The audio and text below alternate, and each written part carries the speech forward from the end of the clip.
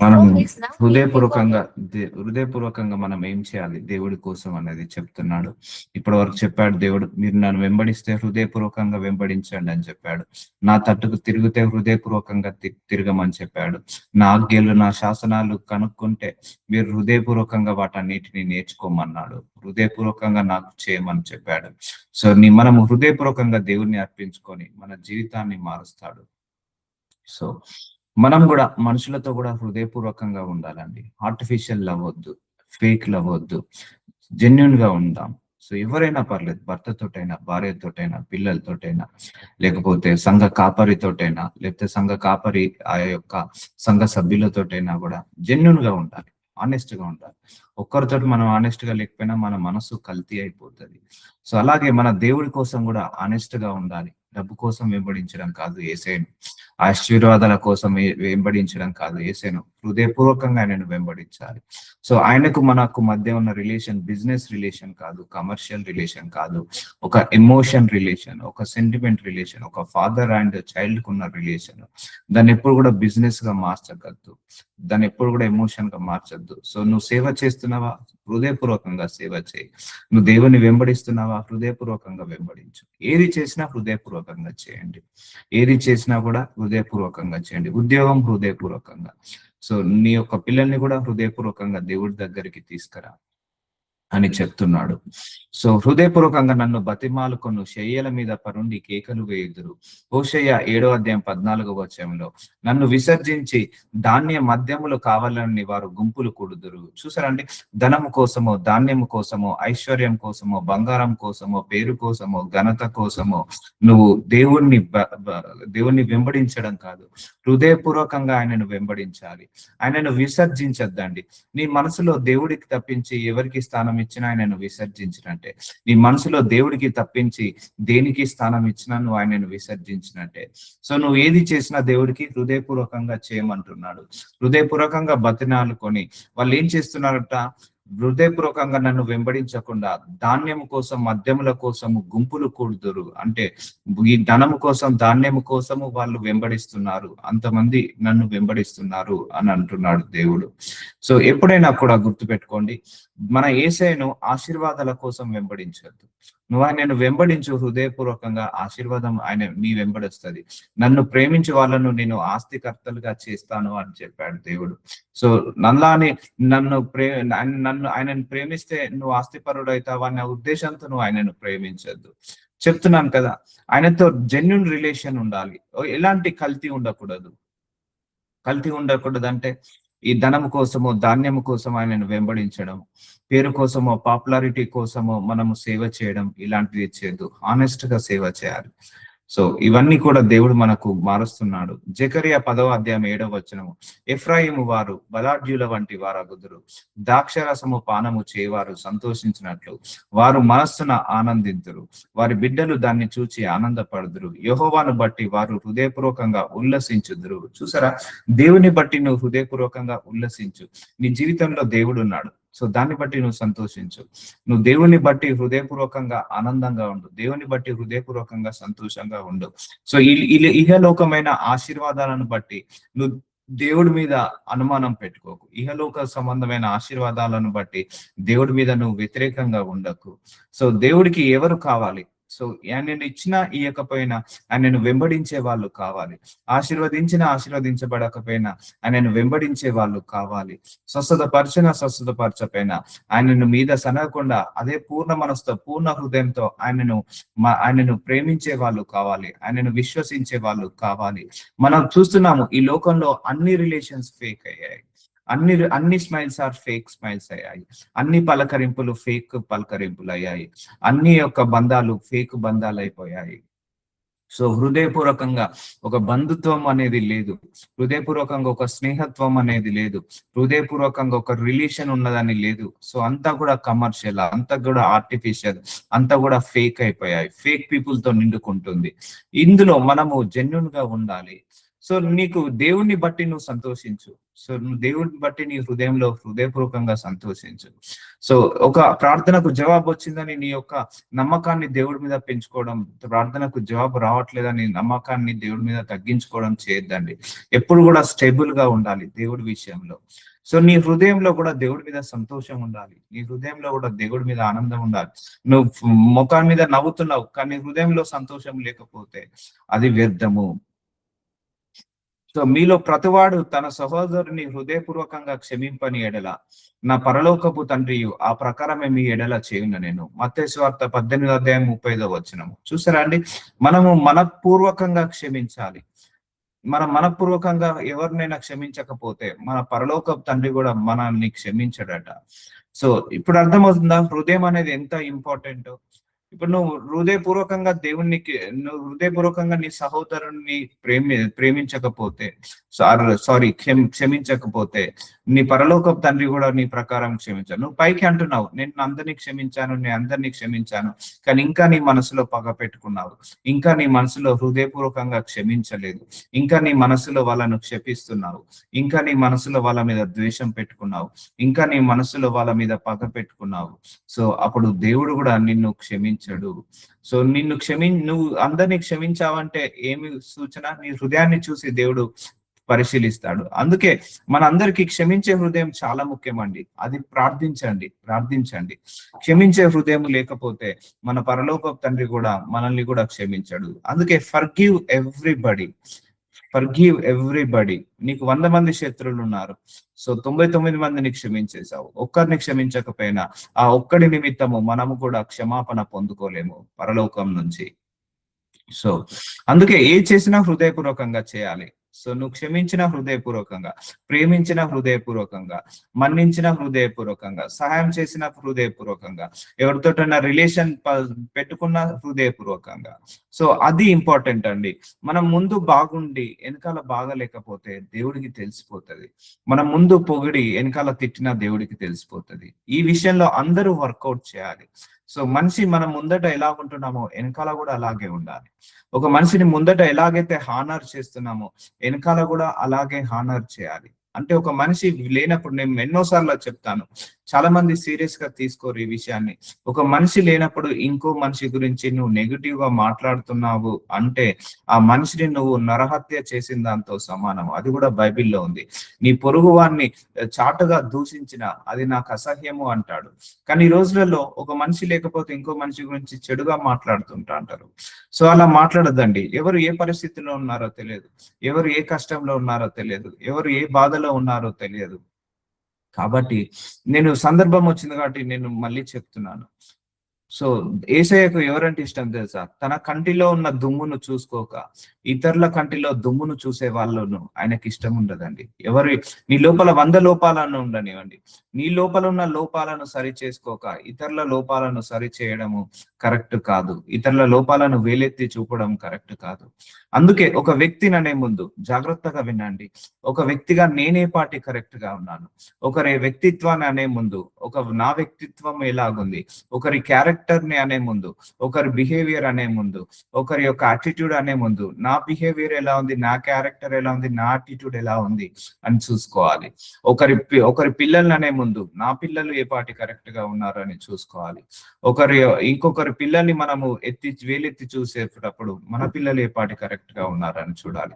మన భర్తను అనే ముందు ఒక భార్యగా నేనే పార్టీ కరెక్ట్ గా ఉన్నాను, నీ భార్యను అనే ముందు ఒక భర్తగా నేనే పార్టీ కరెక్ట్ గా ఉన్నాను, మన పిల్లల్ని అనే ముందు ఒక తల్లిగా ఒక తండ్రిగా మనం ఏ పార్టీ కరెక్ట్ గా ఉన్నాము.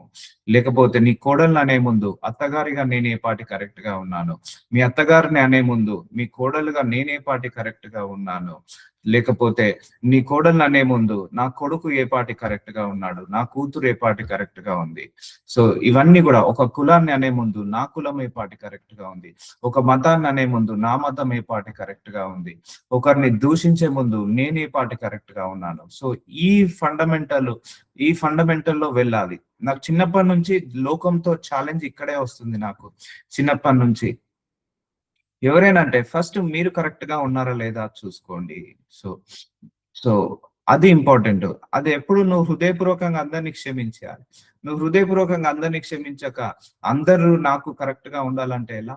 సో మనం బాగుంటే అందరూ బాగుంటారు. సో మనం బాగాలేకపోతే ఎవరు బాగుండరు. సో మన నోరు మంచిదైతే ఊరు మంచిదవుతది.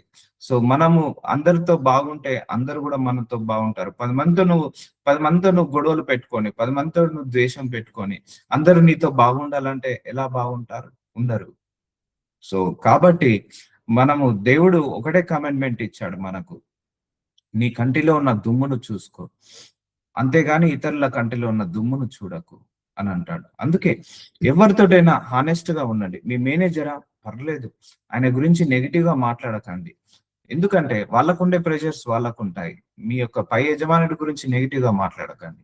మీ తండ్రి గురించి, మీ తల్లి గురించి, మీ అన్నదమ్ముల గురించి, మీ అక్క చెల్లెల గురించి, లేకపోతే ఇంకొకరి కడుపులో పుట్టిన బిడ్డల గురించి ఎప్పుడు కూడా అనొద్దు. ఎందుకంటే మన కడుపులో కూడా బిడ్డలు పుట్టారు. వాళ్ళు పర్ఫెక్ట్ గా ఉన్నారా? లేరు. మన పిల్లలు పర్ఫెక్ట్ గా లేరు. కానీ ఇతరుల పిల్లలు పర్ఫెక్ట్ గా ఉండాలని కోరుకుంటారు. మన పిల్లల్లో మనం లోపాలు చూడము, కానీ ఇతరుల పిల్లల్లో లోపాలు చూస్తాము.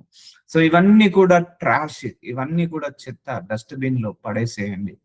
సో అందుకే నిన్ను నువ్వు కరెక్ట్ చేసుకో, నీ పిల్లల్ని నువ్వు కరెక్ట్ చేసుకో, నీ భర్తను నీ భార్యను నువ్వు కరెక్ట్ చేసుకో, నిన్ను నువ్వు సరిదిద్దుకో. అంతేకాని వాళ్ళను విమర్శించి వీళ్ళను విమర్శిస్తే నీ లోపల ఏమైతుందంటే క్షమించలేని గుణం వస్తుంటా ఉంటది. పోనీలేండి వాళ్ళు ఏ పరిస్థితిలో ఉన్నారో, పోనీలేండి వాళ్ళు ఎలా ఉన్నారో అలా ఉండాలి. సో ఈ విషయంలో నాకు లోకానికి ఛాలెంజ్ అవుతుంటది మొదటి నుంచి కూడా. నా దగ్గర ఎవరైనా కూడా, మా ఆఫీస్ లో కూడా ఎవరైనా నెగిటివ్ గా మాట్లాడారు మేనేజర్ నుండి అంటే నేను ఒకటే అంటాను, వాళ్ళకి ఏ ప్రెషర్ ఉందో, వాళ్ళకు ఎంత ప్రెషర్ ఉందో మనకు తెలియదు కదా అండి. వాళ్ళ ప్రెషర్ ఉంది కాబట్టి మన మీద ప్రెషర్ పెడుతున్నారు అన్నప్పుడు that's not sound so great. So అలా ఉంటుంది అన్నట్టు నా తత్వము. సో అలాగా మనము ఎప్పుడు కూడా ఏమైతుందంటే ఆ హేట్రేడ్ అనేది ఫామ్ అవుతుంది. ఒకసారి నీ మనసులో హేట్రేడ్ ఫామ్ అయిందంటే అది తీసేయడం కష్టం అది. సో అప్పుడు నువ్వు పరలోక తండ్రి నుంచి కూడా నీ యొక్క క్షమాపణ పొందుకో. అందుకే క్షమించేసేయండి. నేను చిన్నప్పటి నుంచి చాలా మందిని చూశాను. ఒక ఫ్రెండ్ లేనప్పుడు ఇంకో ఫ్రెండ్ దగ్గర, ఇంకో ఫ్రెండ్ లేనప్పుడు ఇంకో ఫ్రెండ్ దగ్గర నెగిటివ్ గా మాట్లాడడం చూశాను. అదేమవుతుందంటే హేట్రేడ్ ఫామ్ అవుతుంది. అన్నదమ్ములు, ఒక అన్న లేనప్పుడు తమ్ముడు గురించి చెడుగా మాట్లాడడం, తమ్ముడు లేనప్పుడు అన్న గురించి చెడుగా మాట్లాడడం. ఒకసారి గమనించాలి మనము. నీ అన్న గురించి మాట్లాడేటప్పుడు ఒక తమ్ముడిగా, ఒక చెల్లెగా నువ్వు ఏ పాటి కరెక్ట్ గా ఉన్నావు? నీ తమ్ముడు గురించి మాట్లాడే ముందు ఒక అక్కగా, ఒక అన్నగా నువ్వు ఏ పాటి కరెక్ట్ గా ఉన్నావు? మీ అక్క గురించి, మీ చెల్లె గురించి మాట్లాడే ముందు ఒక అక్కగా, ఒక చెల్లెగా నేను ఏ పాటి కరెక్ట్ గా ఉన్నాను? సో వీటి మీద క్యాల్కులేషన్ లో వెళ్ళండి. అంతేగాని తొందరపడి దూషించమాకండి, తొందరపడి విమర్శించమాకండి.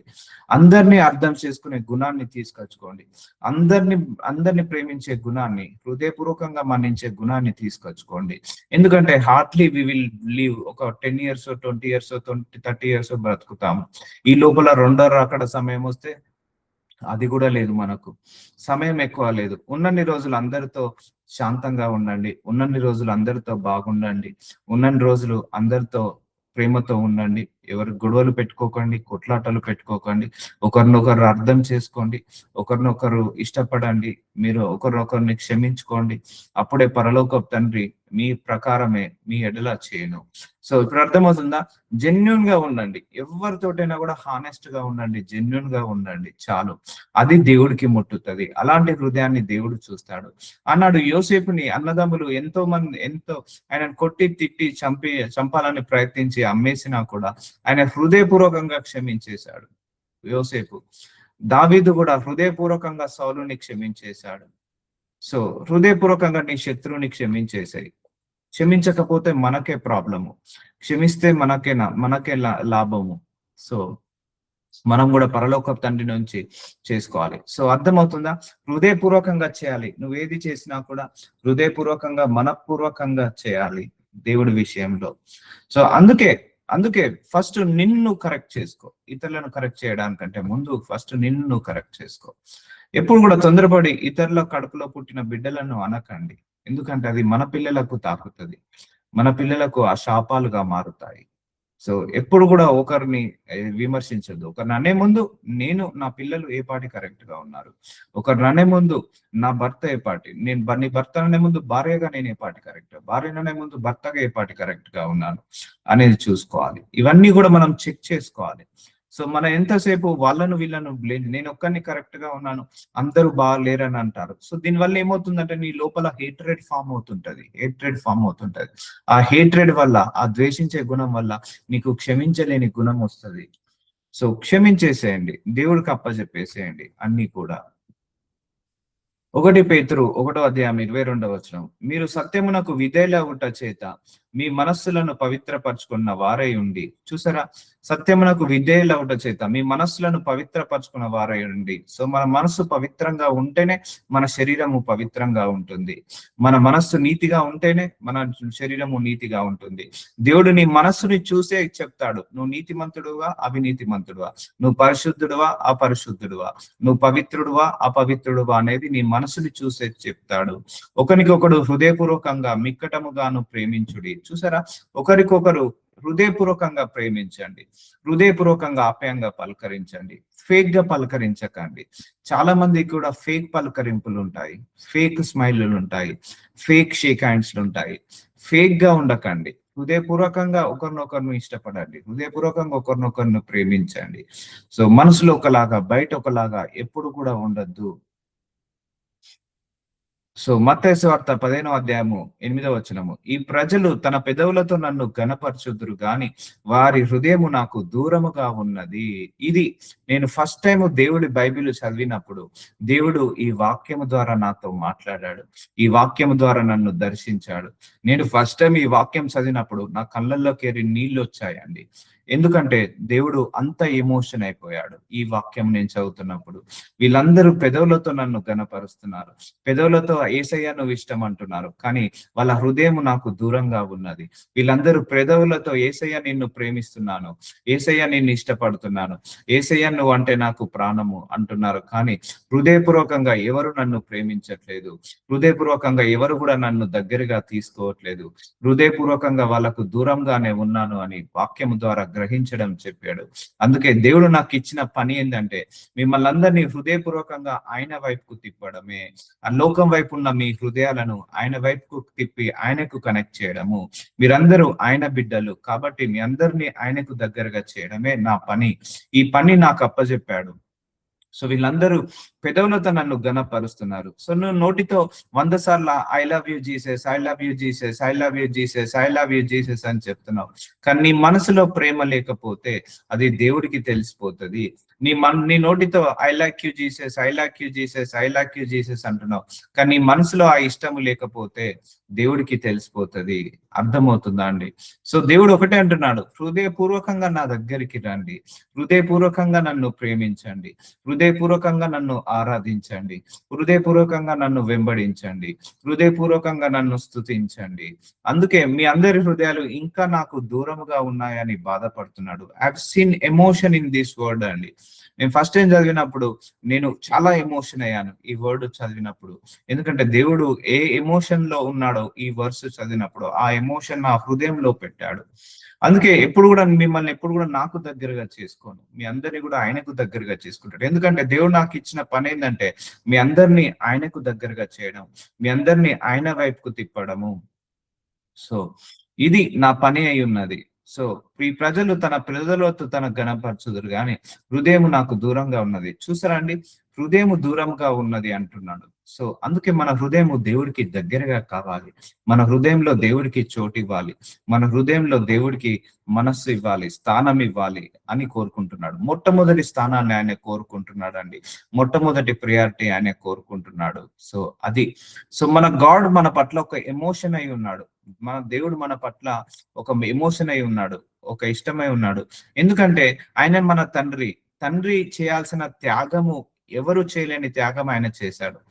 సో ఆయన ఏం చేశాడు, నీ కోసం రక్తాన్ని కార్చి ఆ రక్తాన్ని ద్వారా నిన్ను పరలోకాన్ని తీసుకెళ్తున్నాడు. ఇది దేవుడి యొక్క ప్రేమ. దేవుడి యొక్క ప్రేమ సూచన క్రియ ఏంటంటే మరణించాడు నీ కోసం, అంతే. అంత గొప్ప ప్రేమ ఆయనది. సో ఇలాంటి మనుషులు దగ్గర నుంచి ఆయనే మన హృదయపూర్వకంగా ఆయనను ఉండాలని కోరుకుంటున్నాడు. చూద్దాము, ఒక 1000 మంది బిలీవర్లను తీసుకుంటే దేవుడు చూస్తాడు ఎంతమంది హృదయాలు నాకు దగ్గరగా ఉన్నాయి అని చూస్తాడు, ఎంతమంది హృదయాలు నన్ను కోరుకుంటున్నాయి, ఎంతమంది హృదయాలు లోకంలో ఉన్న ఐశ్వర్యాన్ని ఆశీర్వాదాలను కోరుకొని నన్ను వెంబడిస్తున్నాయి. ఇవన్నీ కూడా గమనిస్తాడు దేవుడు. సో అందుకే దేవుడు కూడా సర్చింగ్ ఫర్ హార్ట్ అండి. సో మంచి హృదయం కోసం వెతుకుతున్నాడు, సెర్చ్ చేస్తున్నాడు. ఎవరి హృదయంలో నన్ను ప్రేమిస్తారో, ఎవరు నన్ను ఇష్టపడతారో, ఎవరు మనపూర్వకంగా ఇష్టపడతారో ఆయన చూస్తున్నాడు. ఆయన సెర్చ్ చేస్తున్నాడు, అందరి హృదయాలను చూస్తాడు. ఒక 10,000 మంది హృదయాలను చూసి ఏ హృదయం ఆయనను ప్రేమిస్తుందో ఆ హృదయాన్ని బట్టి దేవుడు సంతోషిస్తాడు, దేవుడు ఆనందపడతాడు. అర్థమవుతుందా అండి? అందుకే మీ హృదయము దేవుడి వైపు తిప్పండి. డబ్బు కోసమో, పదవి కోసమో, ప్రతీకారం కోసమో, లేకపోతే ఆశీర్వాదాల కోసమో ఎప్పుడు కూడా దేవుణ్ణి వెంబడించద్దు. అవన్నీ వస్తాయి. నీకేమి కావాలో నీ పరలోకపు తండ్రికి తెలుసు. కాబట్టి ఏమి తిందుమో, ఏమి తాగుతామో, ధరించుకుందామో మీరు భయపడకండి, చింతించకండి. మీ పరలోకపు తండ్రికి అవన్నీ కూడా తెలుసు. కాబట్టి ఆయన నీతిని, ఆయన రాజ్యాన్ని మొట్టమొదటగా వెతకండి. అప్పుడు మీకన్నీ కూడా అనుగ్రహించబడతాయని దేవుడు చెప్పాడు, యేసయ్య చెప్పాడు. సో నీ ప్రార్థన, నీ మొట్టమొదటిగా నీ సమయాన్ని దేవుడికి ఇచ్చేసాయి, నీ ప్రియారిటీ దేవుడికి ఇచ్చేసాయి, నీ అర్పణలు, మొట్టమొదటి అర్పణలు దేవుడికి ఇచ్చేసాయి. So give the first priority God, not second priority. Second priority కూడా ఇవ్వకండి, ఫస్ట్ ప్రియారిటీ కావాలి. సెకండ్ ప్రియారిటీ ఇచ్చినా కూడా నువ్వు దేవుని విసర్జించినట్టే. సో ఇప్పుడు నీ హృదయం ఎటువైపు ఉండాలి? యేసయ్య వైపు ఉండాలి. నీ హృదయంలో ఎవరితో నింపబడాలి? యేసయ్యతో నింపబడాలి. Replace your heart with your God's heart. అర్థమవుతుంది కదా? సో ఇది, so I felt very emotion in this world. ఈ వర్స్ చూసినప్పుడు చాలా ఎమోషన్ అయిపోయాను ఫస్ట్ టైం చూసినప్పుడు. ఎందుకంటే అంత బాధగా ఆయన నాకు చెప్పడం జరిగింది, ఈ వాక్యం ద్వారా మాట్లాడడం జరిగింది. సో అందుకే నువ్వు హృదయపూర్వకంగా ఆయనను ఆరాధించు, హృదయపూర్వకంగా ఆయనను ప్రేమించు, అప్పుడే దేవుడు సంతోషిస్తాడు. సో నిర్గమకాండము 25వ అధ్యాయం 2వ వచనము, నాకు ప్రతిష్టార్పణ తీసుకొని రండని ఇజ్రాయేలీలతో చెప్పుము, మనపూర్వకంగా అర్పించు ప్రతి మనుషుని యొద్ద దానిని తీసుకునవలెను. చూసారా అండి? ఇప్పుడు 10,000 మంది ఆఫరింగ్ తీసుకొచ్చారు. సో 10,000 మందిలో మనపూర్వకంగా అర్పించు ఆఫరింగ్లనే దేవుడు తీసుకోమంటున్నాడు. సో ఎప్పుడైనా కూడా నువ్వు దేవుడికి ఆఫరింగ్ ఇచ్చేటప్పుడు, నీ దశమ భాగం ఇచ్చేటప్పుడు, నీ కానుకలు ఇచ్చేటప్పుడు హృదయపూర్వకంగా ఇవ్వండి. గునుక్కుంటా, సనుక్కుంటా ఇవ్వకండి. అది దేవుడి సొమ్ము. నువ్వు దేవుడి సొమ్ములో ఒక 10% ఇస్తున్నావు. సో అది ఇచ్చేది కూడా సనుక్కుంటా, ఇది ఉంటే నాకు కరెంట్ బిల్ కట్టుకోవాలి, ఇది ఉంటే బాగుండేది, నాకు కిరాణా సామాన్లు వచ్చేది, ఈ అమౌంట్ ఉంటే నేను ఇల్లు కట్టుకునేది అన్న ఉద్దేశంతో నువ్వు గునుక్కుంటా, సనుక్కుంటా ఇవ్వద్దు. హృదయపూర్వకంగా ఇవ్వండి, రిజాయిస్ గా ఇవ్వండి. నాకు వచ్చే శాలరీ ఒక 10% తక్కువ వచ్చి అనుకొని ఇవ్వండి. నా దేవుడు నాకు ఈ నెల నమ్మకంగా జీతం పంపించ, ఈ యొక్క దశమ భాగం ఇవ్వాలి, కానుక ఇవ్వాలని మనస్ఫూర్తిగా ఇవ్వండి. ఎందుకంటే మనపూర్వకంగా అర్పించు ప్రతి మనుషుని యొద్ద దానిని తీసుకొనవలెను. చూసారా? మనపూర్వకంగా అర్పించే వాటినే దేవుడు అంగీకరిస్తాడు. నాకు ప్రతిష్టార్పణ తీసుకొని రండి. సో అర్పణలు తీసుకురావాలి. ఎందుకంటే అక్కడ దేవుడు నీ అమౌంట్ ని చూడడు, నీ హృదయాన్ని చూస్తాడు. నువ్వు ఇచ్చేటప్పుడు కూడా నీ హృదయాన్ని చూస్తాడు. సో గుర్తు పెట్టుకోండి, ఆనాడు హేబేలు, కయ్యూను ఇద్దరు కూడా దేవుడికి ఆఫరింగ్ చేశారు, దేవుడికి విత్తనం విత్తారు, దేవుడికి బలి అర్పించారు. కానీ దేవుడు కయ్యూని యొక్క అర్పణను అంగీకరించలేదు. ఎందుకంటే ఆయన హృదయం సరిగా లేదు దేవుడు ముందు. అదే హేబేలు యొక్క అర్పణను అంగీకరించాడు, సరిగా ఉన్నది. అందుకే నువ్వు దేవుడికి కానుకలు ఇచ్చిన, లేకపోతే దశమ భాగం ఇచ్చిన, విత్తనాలు విత్తినా కూడా హృదయపూర్వకంగా చేయండి. చేసి 10 మందికి చెప్పకండి, చేసి 10 మందికి డిస్ట్రిబ్యూట్ చేయకండి. ఎప్పుడైనా కూడా సీక్రెట్ గా ఉంచాలి. మనం ఇచ్చే దశమ భాగము సీక్రెట్ గా ఉంచాలి, మనం ఇచ్చే కానుకలు సీక్రెట్ గా ఉంచాలి. 10 మందికి మనం ఎప్పుడు కూడా పబ్లిసిటీ చేయొద్దు. సో అది నీకు ఆశీర్వాదము కాదు. ఎందుకంటే నువ్వు ఇచ్చేది దేవుడు చూస్తాడు, దేవుడికి చూస్తే తెలిసిపోతుంది. నువ్వు ఇచ్చేది ఏ హృదయంతో ఇస్తున్నావో చూస్తాడు. మనసుని బిగపట్టుకొని ఇస్తున్నావా, లేకపోతే జాలీగా ఇస్తున్నావా, జాయ్ఫుల్ గా ఇస్తున్నావా, జనరస్ గా ఇస్తున్నావా, ఇవన్నీ కూడా చూస్తాడు. ఇప్పుడు అర్థమైందండి? దేవుడికి నువ్వు ఏ చేసినా ఎలా చేయాలి? మనపూర్వకంగా చేయాలి, అప్పుడే అది అంగీకరిస్తారు. ఇప్పుడు మందిరానికి 1000 మంది వచ్చారు, 1000 మంది కానుకలు ఇస్తున్నారు. ఆ 1000 మంది కానుకలను దేవుడు అంగీకరించాడు. మనస్ఫూర్తిగా ఇష్టపూర్వకంగా ఇచ్చే కానుకలను దేవుడు తీసుకుంటాడు, దేవుడు అంగీకరిస్తాడు, యాక్సెప్ట్ చేశాడు. అంటే ఆయన తీసుకునేమి ఇల్లు కట్టాడు, కానీ సంఘం నడవాలన్నా, ఆ దైవజనుడి యొక్క వాక్యం లేకపోతే ప్రజ్వలిల్లాలన్నా, విస్తరించాలన్నా ఆ యొక్క ఆఫరింగ్స్ ద్వారా దేవుడు విస్తరింపచేస్తాడు. అందుకే అందుకే విత్తనాలు విత్తడం అలవాటు చేసుకోండి ఎప్పుడైనా కూడా. There is no seed, there is no harvest. ఒక విత్తనాన్ని మనం భూమిలో విత్తకుండా మనం పంటను కోసుకోలేము. అలాగే దేవుడికి మనపూర్వకంగా ఇవ్వాలండి, ఇవ్వాలి, అది కమాండ్మెంట్. సో ఎప్పుడైనా కూడా బిగపెట్టుకోవద్దు మనసుని. సో చాలా మందికి ఈ ఖర్చులు, ఆ ఖర్చులు, ఆ ఖర్చులు, ఈ ఖర్చులు ఉంటాయి, ఖర్చులు ఎప్పుడు ఉంటాయి. సో దీన్ని ఖర్చు అనుకోవద్దు దేవుని. ఇది నీ హృదయానికి పరీక్ష, నీ మనసుకి పరీక్ష, నీ యొక్క తలంపులకు, నీ యొక్క దేవుడి యొక్క వాక్యానికి విధేయత చూపిస్తున్నావా లేదా అనేదే ముఖ్యము. అందుకే మనపూర్వకంగా అర్పించు ప్రతి మనుషుని యొద్దకు దానిని తీసుకొనవలెను. మోషే చేయవలని యెహోవా ఆజ్ఞాపించిన పనులన్నింటిని కొరకు ఇజ్రాయేలీల పురుషులేమి స్త్రీలేమి తెచ్చుటకు ఎవరి హృదయములు వారు ప్రేరేపించునో వారందరూ మనపూర్వకంగా యెహోవాకు అర్పణలు తెచ్చిరి. నిర్గమకాండము 35:29 ఇక్కడ ఏమన్నారు? పురుషులైనా స్త్రీలైనా కూడా ఎవరి హృదయములు వారిని ప్రేరేపించినో, హృదయంలో ఎంత ప్రేరేపిస్తుందో అంత మనపూర్వకంగా యెహోవాకు అర్పణలు తెచ్చిరి. సో ఎంతైనా తెచ్చి ఇవి ఇచ్చారు.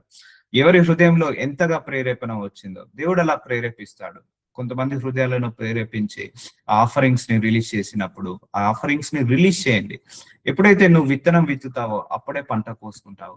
ఎప్పుడైతే ఇది కమెండ్మెంట్ అండి, దేవుడి యొక్క కమెండ్మెంట్. దేవుడికి ఇచ్చిన ఆశీర్వాదంలో ఒక 10% ఆశీర్వాదము దేవుడికి ఇవ్వాల్సిందే. చాలా మంది దశమ భాగము ఇవ్వడం అలవాటు చేసుకోవాలి. ఎందుకంటే ఆ కమెండ్మెంట్ ఎప్పుడు కూడా మనం ఫుల్ఫిల్ చేయాలి.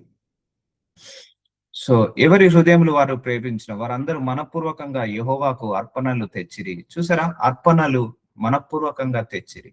హోల్ హార్టెడ్ గా తీసుకురా నీ సంఘానికి. అది ఆశీర్వాదం అండి.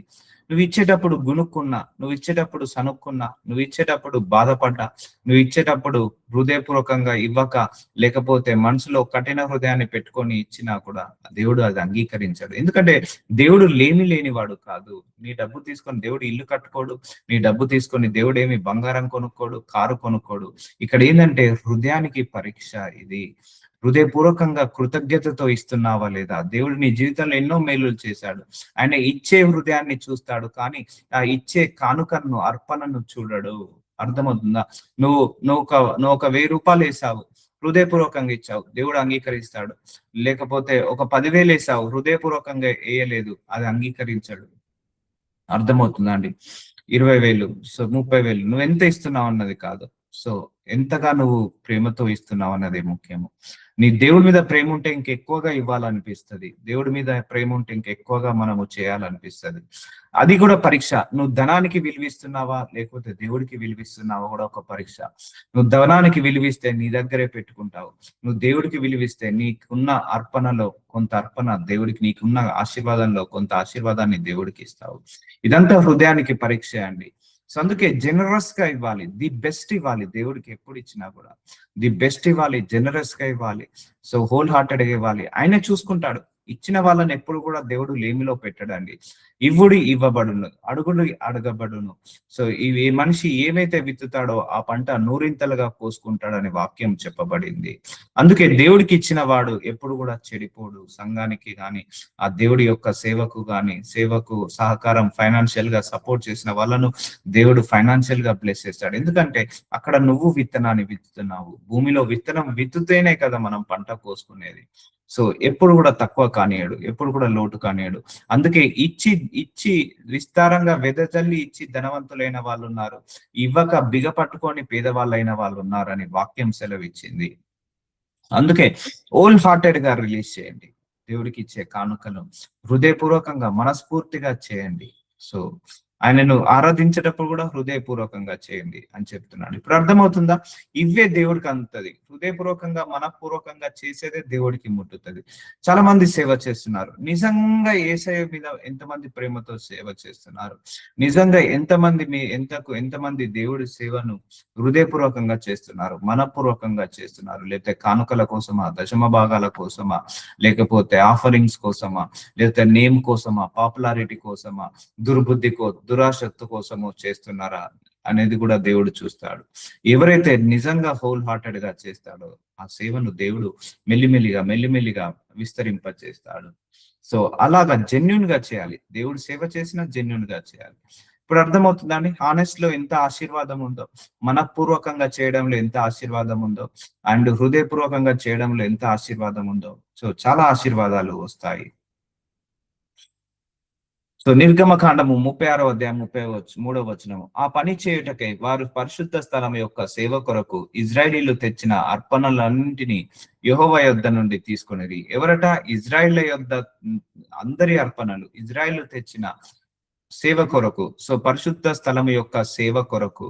సో సో చూసారండి, ఈ అర్పణలు, మనం ఇచ్చే కానుకలు, అర్పణలు సేవను విస్తరింప చేయడానికి, సేవను బిల్డ్ చేయడానికి మోషే యుద్ధ నుండి తీసుకొనిది. ఆయనను ఇజ్రాయేలీలు ఇంకా ప్రతి హృదయమున మనపూర్వకంగా అర్పణలను అతని యుద్ధకు తెచ్చుచుండిరి. చూసారా, మోషే అప్పుడెవరు? దైవజనుడు.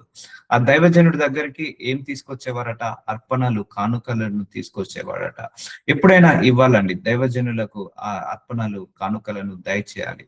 అది దేవుడి యొక్క స్థలము, పరిశుద్ధ స్థలము అంటే మందిర నిర్మాణాలకు హృదయపూర్వకంగా ఇవ్వాలి. సంఘము విస్తరింప చేయడానికి హృదయపూర్వకంగా ఇవ్వాలి. ఆడు మోషే దైవజనుడుగా ఉన్నాడు. ఆ అర్పణలన్నిటిని కూడా మోషేకి ఇచ్చినప్పుడు మోషే ఆ దేవుడి పని కోసం యూజ్ చేశాడు. సో కాబట్టి you never regret to give the man of God. మనం ఎప్పుడైనా ఒక మ్యాన్ ఆఫ్ గాడ్ కి ఇచ్చినప్పుడు రిగ్రెట్ కావద్దు, చింతించద్దు. అయ్యో వాళ్ళు ఏం చేస్తున్నారు, వాళ్ళు తింటున్నారా దాన్ని, వాళ్ళు వద్దు. అవన్నీ కూడా దేవుడు చూసుకుంటాడు. నువ్వు ఇచ్చేసేయి. నీకు ఏ మ్యాన్ ఆఫ్ గాడ్ అయితే నిన్ను ఫీడింగ్ ఇస్తున్నాడో, ఏ మ్యాన్ ఆఫ్ గాడ్ అయితే నీ గురించి భారంగా బాధ్యతగా ప్రార్థిస్తున్నాడో, ఆ మ్యాన్ ఆఫ్ గాడ్ కి నువ్వు ఇచ్చేసేయి. సో ఆనాడు మోషే మ్యాన్ ఆఫ్ గాడ్ గా ఉన్నాడు. ఆ ఇజ్రాయేలీల ప్రజలు వాళ్ళందరూ కూడా అర్పణలు తీసుకొచ్చారు. ఎలా తీసుకొచ్చారట? మనపూర్వకంగా అర్పణలను అతని యుద్ధకు తెచ్చుచుండిరి. చూసారా, మనపూర్వకంగా తెచ్చారట ఆయన దగ్గరికి. సో ఎప్పుడు కూడా గునుక్కుంటా చేయొద్దు. దేవుడికి అది ఇష్టం ఉండదండి. ఎందుకంటే దేవుడు ది బెస్ట్ ఇవ్వాలని చూస్తాడు నీ దగ్గర నుంచి. ది బెస్ట్ ఇవ్వాలని, నీ దగ్గర నుంచి బెస్ట్ పొందాలని చూస్తాడు దేవుడు ఎప్పటి నుంచి కూడా. సో నేను చూస్తాను చాలా మంది ఆ పసుపు అంటిన వాటిని, లేకపోతే చినిగిపోయిన వాటిని ఇస్తారండి. సో నువ్వు ఇవ్వకపోయినా మంచిదే, కానీ చిన్నపోయిన వాటిని దైవజనులకు అలా ఇవ్వద్దు. ఆ కానుకలు అలా వేయద్దు. చినిగిపోయిన వాటిని ఎవ్వరు తీసుకోలేని నోట్లు ఉంటాయి చూసారా, అవి కూడా వేస్తారు. దేవుడికి ఏదైనా కూడా శ్రేష్టమైనది ఉండాలి, మొట్టమొదటిగా ఇవ్వాలి. గుర్తు పెట్టుకోండి, మీరు దేవుడికి ఎప్పుడు ఇచ్చినా కూడా మొట్టమొదటిగా ఉండాలి, శ్రేష్టమైనది ఉండాలి. సో అంతేగాని చినిగిపోయినది, నలిగిపోయినది, ఇక ఎక్కడ చెల్లని కూడా ఇస్తారు. అలాంటివి చేయొద్దు. అది అది దేవుడు హృదయాన్ని చూస్తాడు. అది మ్యాన్ ఆఫ్ గాడ్ కాదు. అది వెళ్ళేది, నువ్వు ఇచ్చే ప్రతి కానుక, ప్రతి అర్పణ దేవుడికి ఇచ్చినవని, దేవుడికి ఇస్తున్నావని నమ్మి ఇచ్చేసేయండి. అది మ్యాన్ ఆఫ్ గాడ్ కి ఇస్తున్నట్టు కాదు. అతని యుద్ధకు తెచ్చుచుండేది. 1 దినవృత్తాంతముల గ్రంథము 28వ అధ్యాయం 9వ వచనము. ఎందుకంటే చాలా మందికి ఇచ్చేటప్పుడు హృదయం సరిగా ఉండదు. అందుకే నేను ఈ వాక్యాలన్నీ చెప్తున్నాను. నువ్వు ఇచ్చేటప్పుడు కూడా నీ హృదయం సరిగా ఉండాలి. సొలొమోనా, నా కుమారుడా, నీ తండ్రి యొక్క దేవుడు యెహోవా అందరి హృదయములను పరిశోధించువాడును. చూసారండి, అందరి హృదయాలను పరిశోధిస్తాడు. నీ హృదయంలో ఎంత మంచి ఉంది, ఎంత చెడు ఉంది, ఎంత ఎంత నీతి ఉంది, ఎంత అవినీతి ఉంది, ఎంత మంచితనం ఉంది, ఎంత మానవత్వం ఉంది, ఎంత నీతి ఉంది, ఎంత నిజాయితీ ఉంది, ఎంత అవినీతి ఉంది, అన్ని కూడా ఆయనకు తెలుసు. మనం ఎక్కడ పడిపోతున్నాం, మన నడక ఏంటి, మన నడవడిక ఏంటి, మన పడక ఏంటిది, అన్ని కూడా ఆయనకు తెలుసు. అందరి హృదయంలను పరిశోధించువాడను, ఆలోచనలన్నింటినీ, సంకల్పములన్నింటినీ ఎదిగిన వాడై ఉన్నాడు. చూసారండి, మన ఆలోచనలు తెలుసు, మన సంకల్పము తెలుసు, అన్ని కూడా తెలుసు. నీవు ఆయనను తెలుసుకొని హృదయపూర్వకంగా, చూసారా, ఆయనను తెలుసుకొని ఎలా ఉండాలట? హృదయపూర్వకంగా, మనపూర్వకంగాను ఆయనను సేవించుచు, నువ్వు ఆయనకు సేవ చేసిన, ఆయన వాక్యము చదువుకున్న, ఆయనకు ప్రార్థించిన, ఆయనకు ఆరాధించిన, ఆయనను స్తుతించిన, ఎలా చేయాలి? హృదయపూర్వకంగా, మనపూర్వకంగా సేవ చేయాలి. ఆయనను వెతికిన ఎడల ఎలా వెతకాలి? హృదయపూర్వకంగా వెతకాలి. ఆయన నీకు ప్రత్యక్షమగును. చూసారా అండి, నువ్వు ఏది చేసినా దేవుడి కోసం హృదయపూర్వకంగా చేసినప్పుడే నీకు ఆ ప్రత్యక్షత ఉంటుంది. నీకు ఆయన, అందుకే హృదయము తెలుస్తుంది ఆయనకు. నీ ఏ హృదయంతో సేవ చేస్తున్నావో తెలుసు దేవుడికి. ఏ హృదయంతో నువ్వు ఆయనను ప్రేమిస్తున్నావో తెలుసు. ఏ హృదయంతో ఆయన మీద సనుగుతున్నావో, గునుగుతున్నావో అన్ని కూడా తెలుసు. అందుకే we never cheat our God. ఇప్పుడు నేను ఇక్కడ కూర్చున్నాను, నా మనసులో ఏం రన్ అవుతుందో ఆయనకు తెలుసు. మీరు ఇక్కడ కూర్చొని వాక్యం వింటున్నారు, వింటుండగా మీ మనసులో ఏమి రన్ అవుతుందో ఆయనకు తెలుసు. కాబట్టి we will never cheat our God. మన హృదయము, మన ఆలోచనలు, మన సంకల్పము అన్నిటిని పరిశీలించేవాడు, పరిశోధించేవాడు. అందుకే నిన్ను ఆశీర్వదించే ముందు నీ హృదయాన్ని చూసే దేవుడు ఆశీర్వదిస్తాడు. ఆ హృదయం దేవుడి ముందు సరైనదిగా ఉందా లేదా చూసుకో. అందుకే నీ హృదయంలో ఎవరి మీద ద్వేషం ఉన్నా నీ ఆశీర్వాదం అడ్డుగా వస్తుంది. నీ హృదయంలో ఎవరి మీద కోపం ఉన్నా, ఎవరి మీద పగ ఉన్నా, నీ హృదయంలో ఎవరి మీద కూడా క్షమించలేని గుణం ఉన్నా, ఇవన్నీ కూడా నీ ఆశీర్వాదాలకు అడ్డుగా వస్తాయి. అందరినీ క్షమించేసేయండి, నీ ఆశీర్వాదాన్ని పొందుకోండి. అందరి మీద కోపాన్ని తీసేసుకోండి, నువ్వు ఆశీర్వాదాన్ని పొందుకోండి. దేవుడికి ఇచ్చిన తర్వాత గునుగకండి, సనగకండి. దేవుణ్ణి ప్రేమతో ఆరాధించండి, ప్రేమతో స్తుతించండి, ప్రేమతో ఆయనను వెంబడించండి. సో మనపూర్వకంగా వెంబడించండి, హృదయపూర్వకంగా ఆయనను సేవించండి. ఒకవేళ నువ్వు సేవకుడివి, సేవకురాలివా, హృదయపూర్వకంగా సేవ చేయి. అంతేకాని గునుకుంటా సనుకుంటా చేయకు. నువ్వు నీవు ఆయనను విసర్జించిన ఆయన నిన్ను నిత్యంగా త్రోసివేను. విసర్జించడం అంటే నీ మనసులో దేవుడికి కాకుండా ఎవరికి స్థానం ఇచ్చినా కూడా అది ఆయనను విసర్జించినట్టే. ఎందుకంటే ఒక రాజ్యానికి ఇద్దరు ప్రధానమంత్రులు ఉండరు, ఒక రాజ్యానికి ఇద్దరు రాజులు ఉండరు. అలాగే నువ్వు ఇద్దరికి బానిసగా ఉండలేవు. అయితే ధనానికైనా బానిసగా ఉండాలి, దేవుడికైనా బానిసగా ఉండాలి. నీ మనసులో ధనానికి చోటు ఉంటే దేవుడికి చోటు ఇవ్వలేవు. నీ మనసులో దేవుడికి చోటిస్తే ధనానికి చోటు ఇవ్వలేవు. సో మన మనసులో దేనికి చోటు ఇవ్వాలి, దేవుడికి చోటు ఇవ్వాలి. సో నువ్వు మనసులో దేవుడికి చోటు ఇవ్వకుండా ఎవరికి చోటు ఇచ్చినా, దేనికి చోటు ఇచ్చినా నువ్వు దేవుడిని విసర్జించిన వాడు అవుతావు. ఎందుకంటే దేవుడు నిన్ను ఫస్ట్ ప్రియారిటీ ఇవ్వమంటున్నాడు. మొట్టమొదటిగా నాకు స్థానం ఇవ్వాలని ఆయనే కోరుకుంటున్నాడు. నీ పూర్ణ మనసుతో, నీ పూర్ణ హృదయంతో ఆయనను ప్రేమించాలని కోరుకుంటున్నాడు. అందుకే నువ్వు ఏదన్నా చెయ్యి, నువ్వు ఒకరిని పలకరించిన హృదయపూర్వకంగా పలకరించు. సో ఈ మనుషులకి ఈ కల్చర్ని బట్టి నువ్వు అలవాటు కాకు, ఈ కల్చర్ బట్టి నువ్వు అడాప్ట్ చేసుకో. ఈ రోజులో ఇలా ఎవరుంటారు, ఈ రోజులో అలా ఎవరుంటారు. ఒకటే గుర్తు పెట్టుకోండి, మన దేవుడు మారని దేవుడు. మన దేవుడు నిన్న నేడు రేపు ఏకరీతిగా ఉన్న దేవుడు. ఈ వాక్యము కొన్ని వేల సంవత్సరాల క్రితము రాయబడింది. ఈ వాక్యంలో తప్పు ఉండదు, ఈ వాక్యంలో మార్పు ఉండదు. నీ జనరేషన్ మారచ్చు, నీ ఎన్విరాన్మెంట్ మారచ్చు, లేకపోతే నీ యొక్క ట్రెడిషన్స్ మారచ్చు, నీ అలవాట్లు, నీ ఆలోచనలు మారచ్చు. కానీ నీ ఆలోచనలు, నీ జనరేషన్, నీ యొక్క తలంపులను బట్టి వాక్యాన్ని మార్చకు. ఎందుకంటే వాక్యంలో ఒకటి రాయబడి ఉందంటే దాన్ని మనము ఇంకా 100 సంవత్సరాల తర్వాత ఈ జనరేషన్ ఎలా ఉన్నా, ఈ టెక్నాలజీ ఎలా ఉన్నా, వాక్యాన్ని మాత్రం మనం పాటించాలి, వాక్యాన్ని మాత్రం మనం అనుసరించాలి. అందుకే జనరేషన్ తగ్గట్టుగా వాక్యాన్ని మార్చొద్దు. చాలా మందికి దేవుడు అంటే టేక్ ఇట్ ఈజీగా ఉండొద్దండి. దేవుడు అంటే చాలా మంది దేవుడు అంటే భయభక్తులు ఉండవు. ఈ జనరేషన్ అలా ఉంది కాబట్టి అందుకే ఈ జనరేషన్ లో ఎక్కువ మటుకు దేవుణ్ణి వెంబడించే వాళ్ళు తక్కువ అయిపోయారు. సో అర్థమవుతుందా అండి? సో ఇలాగా పరిశోధిస్తాడు దేవుడు, నీ సంకల్పాలను, నీ ఆలోచనలను అన్నిటిని కూడా పరిశోధిస్తాడు. అందుకే నీ హృదయం దేవుడి వైపుకు తిప్పండి, దేవుడికి మీ హృదయంలో స్థానం ఇవ్వండి. హృదయపూర్వకంగా, మనపూర్వకంగా నువ్వు ఏదైనా కానుక ఇచ్చినా కూడా మనస్ఫూర్తిగా ఇవ్వండి. మనసు బిగపట్టుకొని ఇవ్వకండి, మంచి ఏడ్చుకుంటా లేకపోతే తూడ్చుకుంటా ఇవ్వకండి. So God bless you. Thank you Jesus. మంచి వచనాలను మాకు నేర్పిస్తున్నందుకు వందనాలు నాయన. ఎస్మైల్ లార్డ్, మా అందరి హృదయము మీకు సరైనదిగా ఉండులాగా సహాయము చేయమని యేసు నామంలో ప్రార్థిస్తున్నాను తండ్రి. ఆమేన్.